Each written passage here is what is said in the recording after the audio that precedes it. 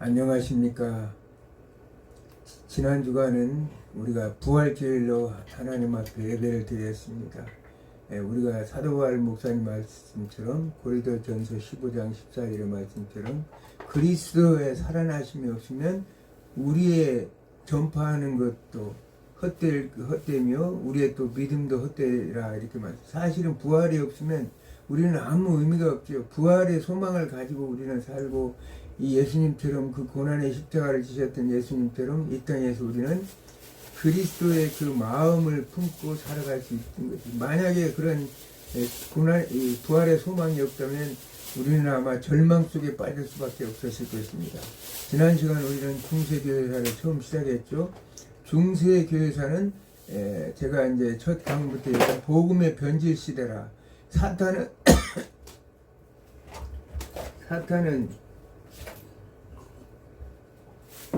어떻게든 교회가 콘스탄틴의 기독교 공인 이후에 교회가 부흥 성장하고 앞으로 하나님 나라가 확장되는 것을 사탄은 가장 시기하고 질투해서 사탄의 그 목적은 어떻게 하면 그 하나님 앞에 백성들을 대적할까를 생각했는데 로이드 존스 목사님처럼 어떻게 하냐 최고의 걸작품을 남겼는데 사탄의 최고의 걸작품이 뭐냐 바로 로마 카톨릭이었다는 사실이에요. 그 중에서도 이 최고의 걸작품 중에 걸작품이 누구냐 교황제도를 두었다는 사실입니다. 교황제도를 두은 것이 사탄의 걸작품 중에 걸작품이었다는 사실이에요. 예수님께서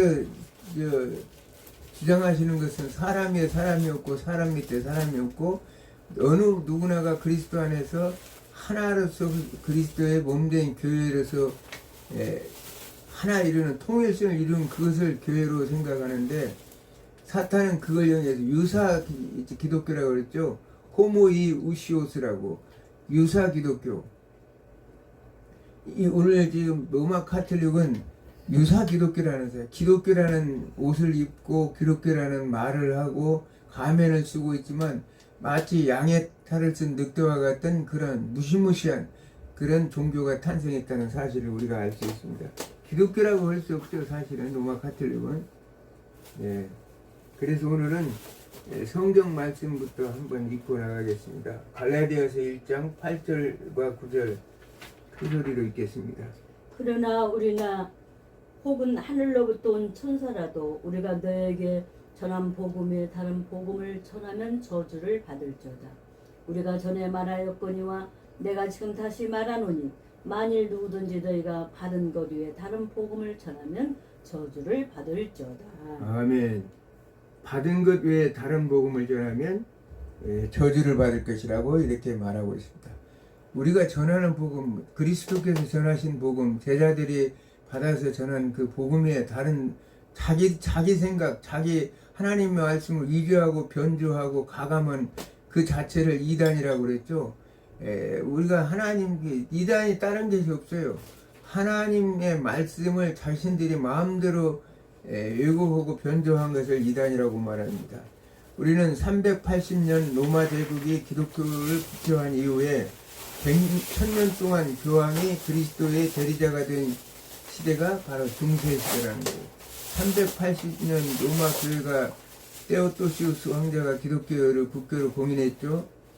그 이후에 1000년이라는 시간 동안 로마 교회는 그 교황이 그리스도의 대리자가 된 그런 시대가 중세시대라는 사실이에요. 즉 교황 황제주의가 시대가 열린 시대입니다. 교회가 세상을 다스리는 시대가 된 거예요. 과거에 로마 황제들의 핍박받았던 목숨을 걸면서 복음을 전했던 순교자 교회의 그 초대교회가 지나가고 이제는 거꾸로 교회가 세상을 다스리는 시대가 온 것입니다. 어느 이단 목사님은 어거스틴의 신의 도성에서 교회가 세상을 다스려야 한다고 주장했기 때문이라고 이렇게 말하고 있습니다. 로마 카톨릭을 비판하면서 거기에다가 이제 어거스틴까지 이제 같이 싸잡아서 비판하죠. 그것을 이제 얘기하면서 그 어거스틴 때문에 이제 결국은 로마 카톨릭이 이렇게 탄생하고 교황제도가 탄생했다 이렇게 말하고 있는데, 어거스틴이 말한 신의 도성에서 시리 오브 가드라는 그 신의 도성이라는 책에서는 역사는 세상의 도성과 하나님의 도성, 즉 두 도성이 갈등과 투쟁의 과정이며 최종적으로 하나님의 도성이 승리할 것임을 보여주고 있습니다. 그리고 이 책에서 인간 삶의 궁극적 목표는 현세의 번영이 아니라 하나님과의 사랑 안에서 영원한 생명을 누리는 것이며, 그리스도인은 이 두 도성이 섞인 세상에서 하나님의 뜻을 따라 살아야 함을 역설하고 있다는 사실입니다. 이 세상은 하나님의 도성과 세상의 도성이 섞여서 살아가는 투쟁과 갈등의 반복 속에 살지만 결국은 하나님의 도성이 승리할 것이고, 하나님의 백성들의 이런 세상 속에서 그리스도 안에서 하나님의 사랑으로서 영원한 생명을 누리게 사는 것이 하나님 나라의 삶이라는 사실을 말씀하고 있습니다. 이처럼 서로마 제국이 476년 멸망한 이후에 로마 인구는 고대 전성기 로마가 약 100만 명이 로마 시민이었다면, 그 인구가 급속히 감소하여서 6세기 8세기에는 마치 3만 명에서 1만 명 수준까지 인구가 줄어들었다는 사실이에요. 100만 명 인구가 로마시에 박짝박짝하고 살았는데 인구가 10,000명 정도까지로 줄어들었다면 어떻게 되겠어요? 그거는 도시가 아니라 완전히 황량한, 마치 그냥 텅 빈 그런 도시가 되겠죠.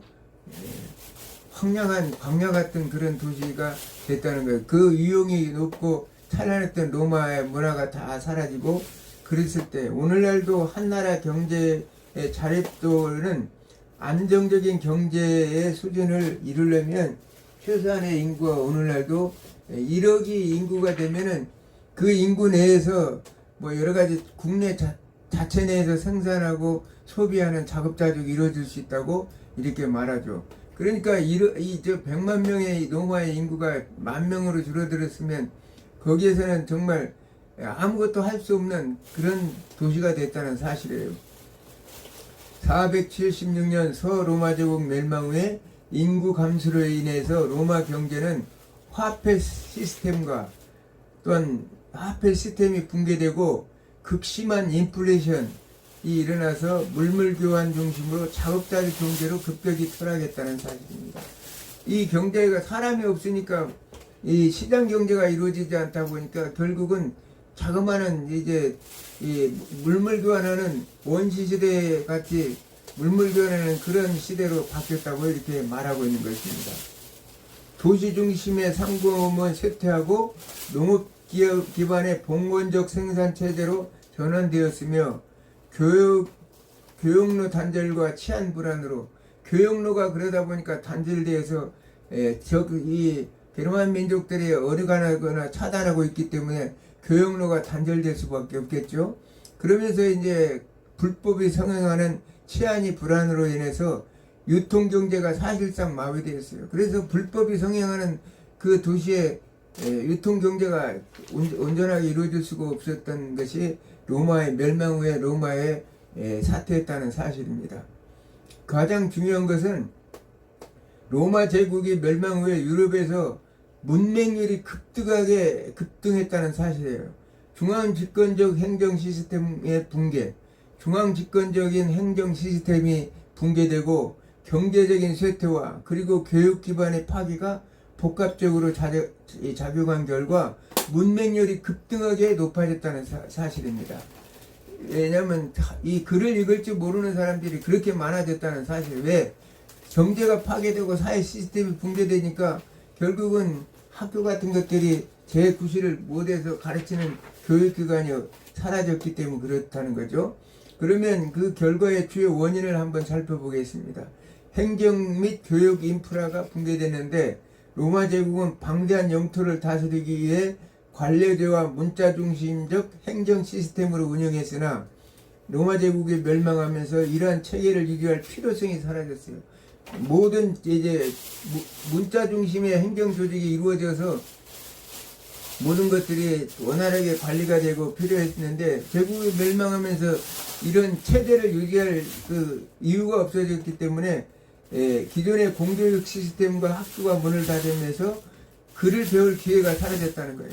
사회 전체 시스템이 붕괴되면서 학교와 공교육을 가르칠 수 있는 사라지니까 글을 배울 수 있는 사람들이 적다 보니까 문맹률이 높아지고 우리가 잘 알다시피 그 당시에는 라틴어를 가지고 이제 성경도 했기 때문에 신부들 외에는 그 라틴어를 아는 사람들이 별로 없고 성도들은 그냥 그래서 이제 문맹인데다가 위에서 교회에서 가르친 대로 그들은 따를 수밖에 없었던 시대를 우리가 생각해 볼 수가 있습니다. 좀 가만히 좀 있으세요. 알았어. 경제적 쇠퇴와 도시 기능이 마비됐다는 사실이에요. 제국의 붕괴에 상업이 축소되고 도시가 황폐화되면서 경제적 정당성, 생계 및 사업 활동을 위한 교육의 필요성이 사라졌어요.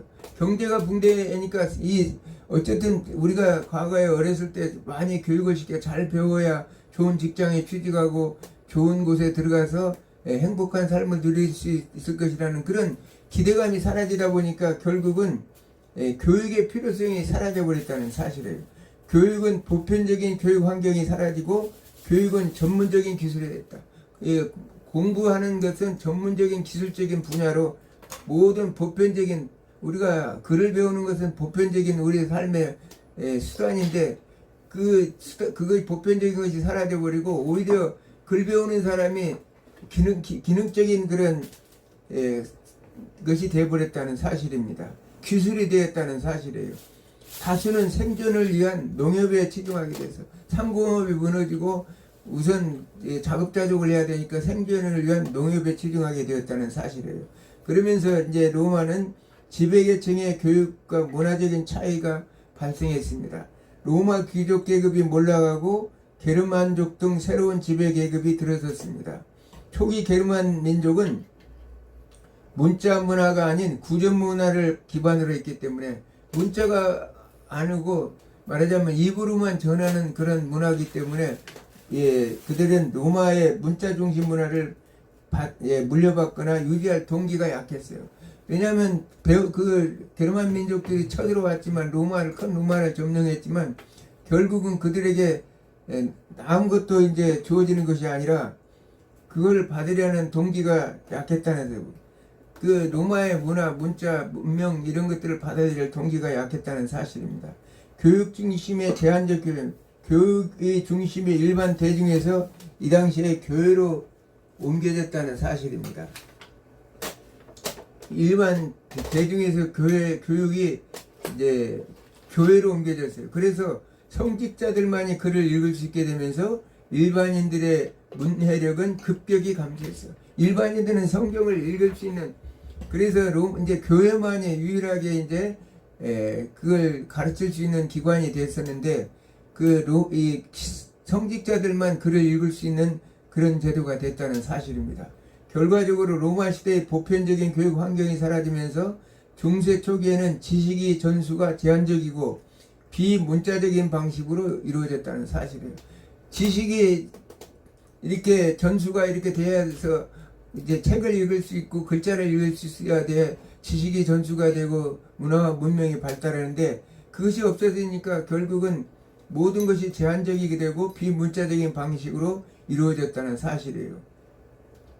그래서 멸망 전후에 글을 읽을 수 있는 것은 로마 제국 전성기에는 남성의 20-30%가 글을 읽을 수 있었고 여성은 10% 미만이 글을 읽을 수 있었습니다. 농촌 지역은 훨씬 더 문맹률이 낮았다고 합니다. 그런데 이제 이처럼 글을 읽을 수 없으므로 로마 중세 초기에는 지적인 암흑 시기가 왔다는 사실이에요. 우리가 중세 교사를 우리가 암흑 시대라고 다크에이지라고 그러죠. 왜냐하면 글을 읽을 수 없는 시대가 왔기 때문에 문명이 너무나 이제 많이 문맹률이 높다 보니까 지적인 암흑 시기가 왔다는 사실이에요. 이런 시기에 단 하나의 조직만이 살아남았는데 그게 바로 로마 카톨릭 교회만 살아남았습니다. 이런 시대에 지금 온 이제 로마가 지배했던 서방 세계 모든 것들이 이런 이 몰락된 이런 상황에서 딱 살아남은 조직이 있는데 그게 바로 로마 카톨릭이었다는 사실이에요. 이제부터 로마는 황제보다 교황이 다스리는 시대가 되었다는 사실입니다. 교회는 정교한 조직을 가진 기관입니다. 이 교회는 로마 통치를 그대로 계승했어요. 그래서 로마 카톨릭이 가지고 있는 조직망은 주요 도시마다 주교가 있고 큰 교회는 대주교가 있었습니다. 그러므로 로마의 주교를 통해서 로마의 행정 질서가 긴밀하게 움직였다는 사실이에요. 정치적 중앙정부가 사라진 곳에 교황이 황제가 되고 로마의 모든 행정구역이 교회로 바뀌었다는 거예요. 복음이 이제 전하면서 어느 지역이건 하나님의 복음이 전달되다 보니까 그곳이 이제 교회가 있고 그 교회를 지배한 곳이 로마 교황이 지배하게 됐다는, 사실상 로마 교황이 로마의 황제가 지배하는 것이 야만족인 게르만 민족 황제 오도 아케르 같은 사람이 지배하는 것이 아니라 실상은 로마 교황이 지배하는 시대가 됐다는 사실을, 이를 통해서 볼 때 사탄의 전략은 정말 소름 끼치게 하는 이런 전략입니다. 왜냐하면 이런 어려운 틈을 타서 사탄은 로마 교황을 통해서, 로마 교회를 통해서 자신의 하수인들을 통해서 세상을 지배하는 그런 놀라운 전략을 펼친 게 바로 이제 사탄의 전략이었다는 사실입니다. 우리는 늘 항상 생각해야 돼. 어떤 인물이 있을 때 그 문제 뒤에는 반드시 사탄이 있다는 사실을 생각하고 우리가 거기에 대응하고 대비해야 된다는 사실입니다. 그것은 이제 말씀밖에 없죠. 말씀 앞에 바로 서면 어떤 자가 어떤 말을 하도록 그것을 우리는 벗어날 수가 있습니다. 교회가 권력을 돌춤할 수 있는 기회가 주어진 것입니다. 그런데 문제는 로마를 점령하고 있던 게르만 민족의 왕들도 대부분 문맹이었다는 것이에요. 로마를 지배하고 있던 게르만 민족의 왕들도 대부분이 문맹이었다는 사실을 우리가 알 수가 있습니다. 게르만 민족의 대이동과 로마 멸망 당시 게르만 민족의 문맹률은 90%가 넘었다는 사실이에요. 거의가 말하자면 까막눈이었다는 사실이죠. 그렇기 때문에 이들은 꼼짝없이 교회의 말을 들을 수밖에 없어요. 로마 제국의 통치들과 달리 게르만 왕들은 군사적 리더십을 중요해서 통치자 계급조차 라틴어 문자나 학문을 익히지 않은 경우가 많았다는 거예요. 거기에 이제 그 군대를 지휘하고 있는 리더들이나 이런 사람들은 군사적 리더십을 중요했기 때문에 문자하거나 학문이 그들에게는 중요한 사회가 아니었다는 사실이에요. 게르만 사회는 고대 북유럽에서 기원한 부족 중심의 사회였으며 로마와 달리 문자 기록보다는 구전 전통과 군사적 힘에 의존하는 문화였어요. 구전 전통, 말로 이렇게 전달하고 이런 것으로 손발로 이렇게 표시하면 됐지 그것을 문자로 글로 이렇게 남기는 그런 문화가 아니었기 때문에, 그러면서 그들의 문화는 군사적 힘에 의존하는 문화였다는 사실입니다. 단지 오도 아케르나 테오도리쿠스 같은 일부 게르만 왕들, 서로마 제국을 멸망했던 오도 아케르를 멸망시켰던 동로마 제국의 황제인 테오도리쿠스라는 그 황제들은 그들은 이제 지혜가 있어가지고 왕들은 로마의 관료제와 문화를 활용하기 위해서 로마인 교육을 받은 고문을 두거나 로마식 통치 방식을 따르겠어요. 그들은 이제 자신들이 잘 모르니까 깨어 있어가지고 로마식 통치 방식을 자신들도 하기 위해서 고문을 뒀다는 거예요. 그래서 이제 이런 가운데 사제들은 라틴어를 쓸 수 있는 자들이기 때문에 행정문서나 법률문서 등을 사제들이 쓸 수밖에 없었어요. 그러니까 사제들이 쓸 수밖에 없었기 때문에 그들은 결국은 게르만 민족 왕들도 교회와 협력관계에 있음을 우리는 알 수가 있었습니다. 교회가 지식과 정보를 독점한 시대였어요. 그 초대 중세교회는 교회가 지식과 정보를 독점한 시대였다는 사실입니다. 그러므로 교회가 영적인 세속적 권위를 가지게 되었고 교황의 권위는 더욱 강화되었습니다. 참 이 아이러니하죠. 그 큰 거대한 제국을 무너뜨렸지만 그 왕들이 문맹자들이고 글을 모르는 자들이기 때문에 그 통치를 위해서 로마의 통치 기구를 운행하고 문서를 전달하고 하려면 누가 필요했느냐? 글을 아는 자들이 필요했는데 그들이 이제 사제들이었다는 거예요. 라틴어를 공부했던 사제들이기 때문에 그들을 통해서 하다 보니까 그 왕들은 그 사제들의 말이라면 꼼빡할 수밖에 없겠죠. 왜냐하면 그들이 이제 모든 것을 이제 세속 권세와 영권까지를 다 주게 된 사실입니다. 그들은 로마 교회가 베드로에게 맡긴 천국의 열쇠를 가지고 있다고 주장했습니다. 즉 천국과 지옥의 열쇠를 가지고 있다고 주장했어요. 또 베드로의 이제 우리가 마태복음 16장 18절에 말씀처럼 반석 위에 이제 교회를 세웠다고 하면서 그 반석이 베드로고 초대 교황이라고 이렇게 얘기하죠. 그러면서 이제 그래서 교회가 파문하면 왕들도 지옥에 간다고 생각했어요.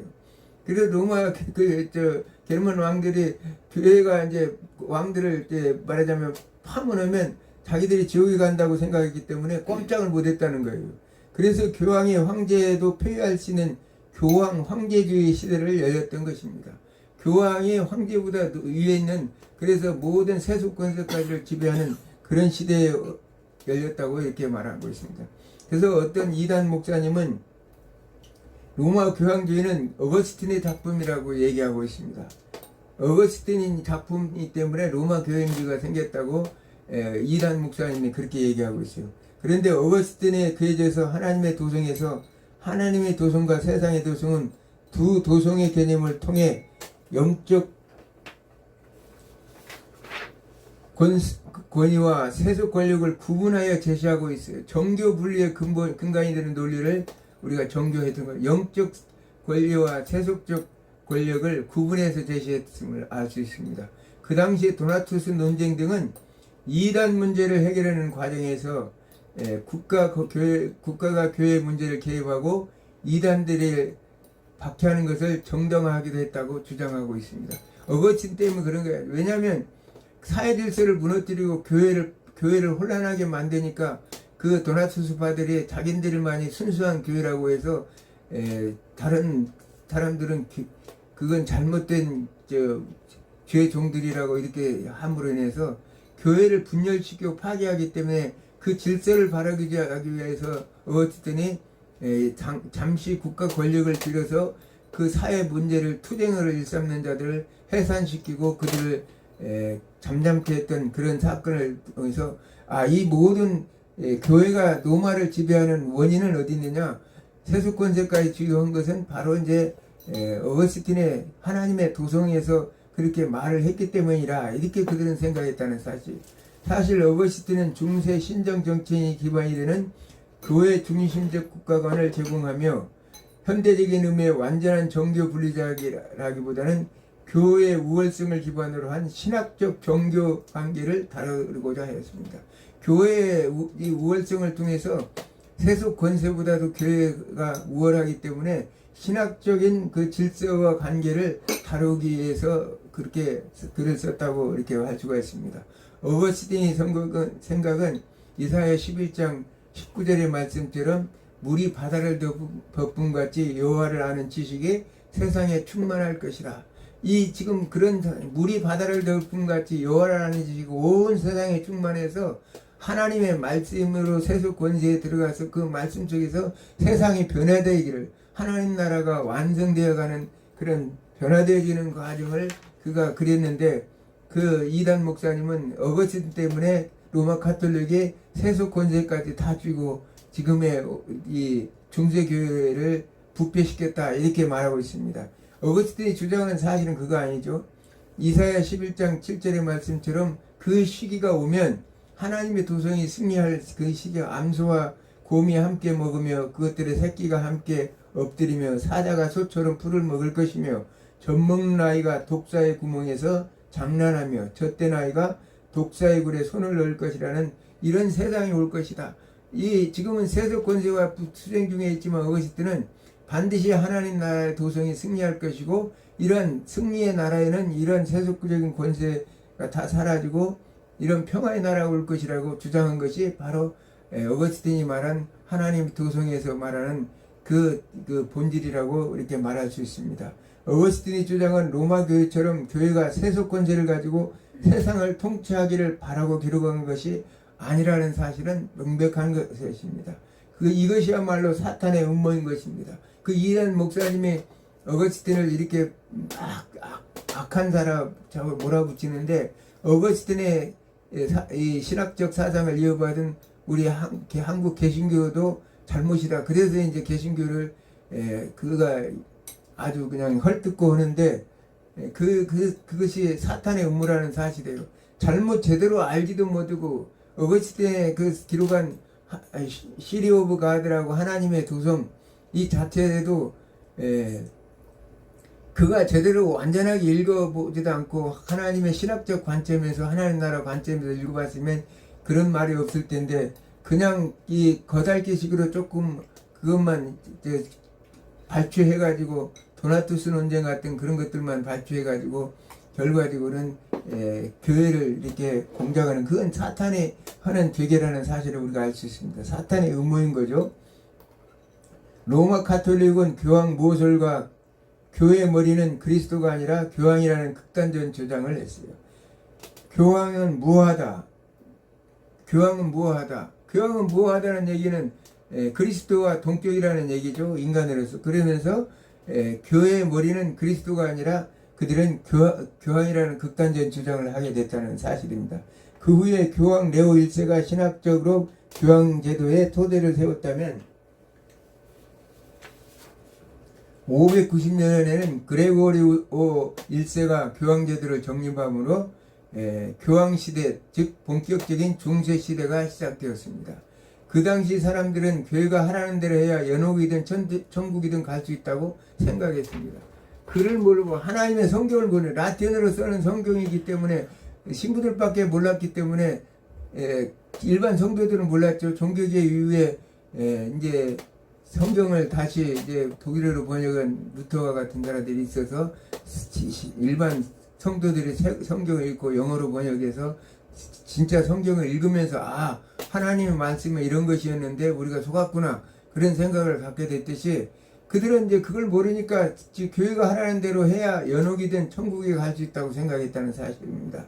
그러므로 사람은 죽기 전에 많은 기부를 했어요. 이제 왜냐하면 연옥에서 천국으로 가려면 공로가 있어야 되니까 많은 기부를 했습니다. 죽기 전에 그 많은 부를 로마 카톨릭에 기부함으로 인해서 로마 카톨릭 교회는 엄청난 재산을 소유하게 되었다는 사실이에요. 그래서 주 800년 이후에는 로마 카톨릭이 유럽 전체의 3분의 1을 차지하게 되었다는 거예요. 왜냐하면 죽으면서 전부 교회에다 연옥에서 천국으로 가야 되니까 전부 그 기부를 하다 보니까 헌금을 하고 죽다 보니까 결국은 이 모든 로마 전체 이 지역의 3분의 1을 로마 카톨릭이 차지하게 되었다는 사실이에요.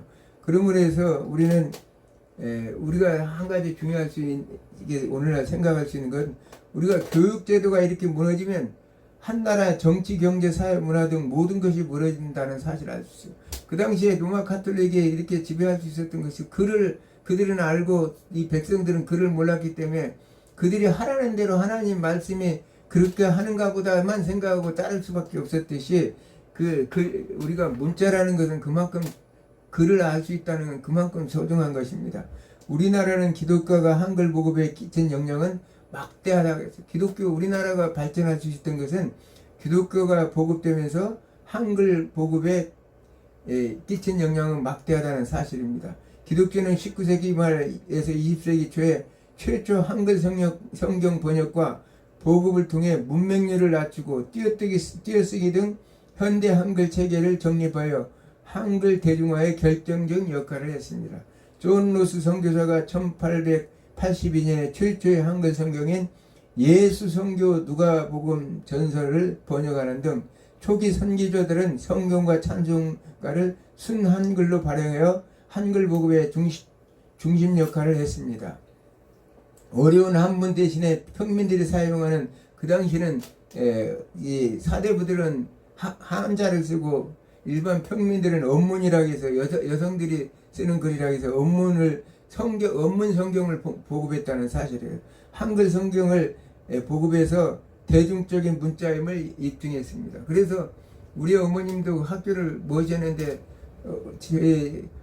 이 성경책을 잘 읽어요. 성경책도 잘 읽으시고 교회 나가서 다 배웠기 때문에 성경책도 잘 읽으시고 또 혼자 은행에도 가서 다 처리할 수 있을 만큼 왜냐하면 문맹이 퇴치되고 글을 읽을 수 있다는 거, 이렇게 사람을 더욱더 지식적으로 사람이 달라지는 걸 봅니다. 그 당시에 전부 그랬어요.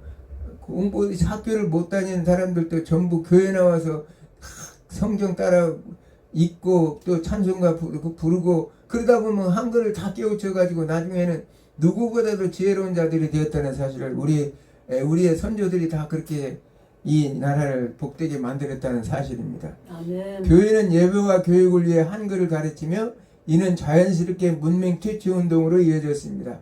기독교계 학교, 여학당이나 경신학교 등을 통해 여성과 일반 백성들에게 한글 교육을 실시하여 한글 대중화에 기여했습니다. 요약하자면 기독교는 한글을 성경이라는 고등사상의 매개체로 활용함으로써 한글의 위상을 높이고 보편교육을 통해 문맹률을 낮추는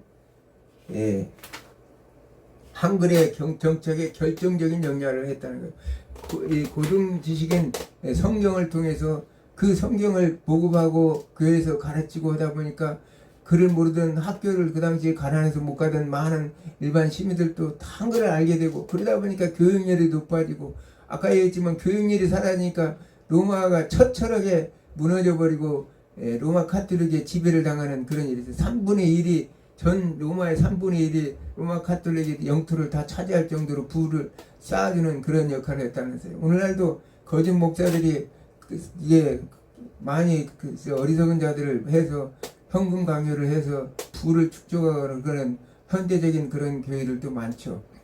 현재 대한민국 1%의 미만의 문맹률은 세계 최고 수준의 문맹률을 자랑하며 1945년 해방 당시에는 우리나라 문맹률이 78%였다고 합니다. 그것을 극복하여 교육 강국이 되었습니다. 어려서부터 우리 부모님들은 자신들이 한글을 통해서 깨우친 지식을 자식들은 더 고생을 시키지 않겠다고 얼마나 많이 가르쳤습니다. 그래서 오늘날 우리 대한민국은 현재 문맹률이 1% 미만으로서 전 세계 최저 수준의 문맹률을 기록하고 있다. 최저 수준의 문맹률을 기록하고 있다는 거예요. 그만큼 우리나라 사람들은 지식의 수준이 높아졌다는 사실입니다. 이를 볼 때 중세 기독교 이제 그러면 게르만 민족이 어떻게 나중에 서구 문명을 이루었느냐? 게르만 민족이 와가지고 기독교를 받아들인 그 로마문을 수용하는 과정에서 그 당시에 잡혀간 로마 여인들 또는 특히 귀족 여성이나 왕비들의 역할이 기독교를 선교하는데 매우 결정적이었다는 사실. 잡혀간 여성들 이런 사람들이 그들이 잡혀가서 그 게르만 왕 이 다음 시간에 다음번에 이제 그 내용들이 나오는데 어떻게 이제 게르만 민족이 그 왕들을 기독교를 복음했을까? 왜냐하면 로마시에 조금 있던 복음이 전 세계로 서구세 전체를 복음화되는 데는 필요한 것은 뭐냐? 잡혀갔던 그 여인들이 그 남편을 설득해 가지고 결국은 그 기독교 복음을 했다는 사실을 우리가 알 수 있습니다. 이런 전쟁, 이런 지금 세상은 이런 전쟁 속에 있죠. 이런 전쟁 속에서 우리가 알 수 있는 것은 교황이 세속 권세를 주고 있다. 이건 말도 안 되는 거죠. 왜냐하면 예수님께서는 카톨릭이란 용어를 쓰는 것을 우리가 생각해 볼 수 있어요. 카톨릭이란 용어 자체가 뭡니까? 카톨릭이란 보편적이라는 뜻이 있죠. 그래서 보편적인 용어를 쓰기 때문에 누가 위에 있을 수가 없어요. 거기다 로마를 해서 로마 교회가 모든 교회의 수장이다. 이건 있을 수 없고 그 수장 위에 교황이 수장이다. 이건 있을 수가 없어요. 이게 이제 유사 기독교라는 거예요. 기독교가 아닌 말하자면 유사 본질이라고 그랬죠. 호모 이 우시오스라고 아레우스주의자들이 쓰던 용어입니다. 유사 본질, 예수님을 비하해서 말했던 그런 제가 강의를 했죠. 그것처럼 이 로마 가톨릭은 이런 말도 안 되는 거예요. 예수님께서는 마가복음 10장 44절에 뭐라고 말씀하십니까? 너희 중에 누구든지 으뜸이 되고자 하는 자는 모든 사람들의 종이 되라. 이 말씀 자체도 이해하지 못하고 깨닫지 못하고 있으면서 교황의 모든 세계의 우두머리고 교회의 우두머리고 이게 있을 수가 있겠어요. 그래서 오늘날도 이게 정신을 바짝 차려서 말씀 속에서 온전하게 바르게 말씀의 교육을 받고 또 하나님의 말씀의 진리 속에서 벗어나면 아 저건 이단이고 유사 기독교인이구나 호모 이 우시오스구나 이렇게 생각을 하고 여러분들이 그것을 경계하고 바르게 여러분들이 신앙생활을 해야 됩니다. 지금 나라가 어제였습니다. 세계 전쟁으로 인해서 굉장히 어려운 시대에 저 북한에서는 지금도 탄도미사일을 쏘고 있어요. 지금도 도발하고 있는 이 시대에서 우리가 정신을 바짝 차리지 않으면 악한 영들이 지배하건 이 나라가 우리도 붕괴되고 파괴되면 아까 로마 시민들이 아주 처절하게 완전하게 그냥 봉건제의 시대로 이렇게 돌아가 버렸다고 그러죠. 봉건주의 시대로. 그래서 이제 농사나 짓고 상공업이 없어지고 다 파괴되면 지금 중동 전쟁에서 그 이란이나 이런 지역들이 완전히 파괴되는 걸 보면서 얼마나 비참한 인생들을 살아가는가를 우리가 알 수 있습니다. 이럴 때 우리는 굳건히 서서 하나님 나라 복음을 위해서 우리는 정신을 바짝 차리고 나라와 정치를 이끌어가는 자들이 이종자들이 정신을 바짝 차리고 어느 분야든 하나님 나라 중심 하나님의 말씀 중심에서 서가야 된다는 사실을 오늘 또 말씀드리고 있습니다. 여러분들이 이제 교황제도가 어떻게 시작되는지 알 수 있겠죠? 로마 경제가 무너지고 이 문맹률이 낮아져가지고 하나님의 말씀을 바르게 알지 못하고 지식이 없는 시대이기 때문에 지식이 전문적인 지식을 가진 자들이 없어서 교회가 세상을 지배할 수밖에 없고 세상을 지배하는 교회 위에 누가 있습니까? 교황이 있는데 그게 이제 교황제도의 시작이었다는 사실. 우리가 교황제도는 어떻게 시작했을까? 이렇게 해서 나라의 터가 무너지면 우리나라도 마찬가지예요. 나라의 터가 무너지면 저기 뭐 신이라고 불리는 김정은이고 와서 교황자 같은 역할을 할지도 몰라요. 우리가 정신을 바짝 차려야 됩니다. 어찌되었든 오늘 말씀을 맺겠는데 여러분들의 한 주간도 이 말씀을 붙들고 여러분의 삶 속에서 놀라운 은혜와 축복이 함께하기를 주님의 이름으로 축원합니다. 기도합니다.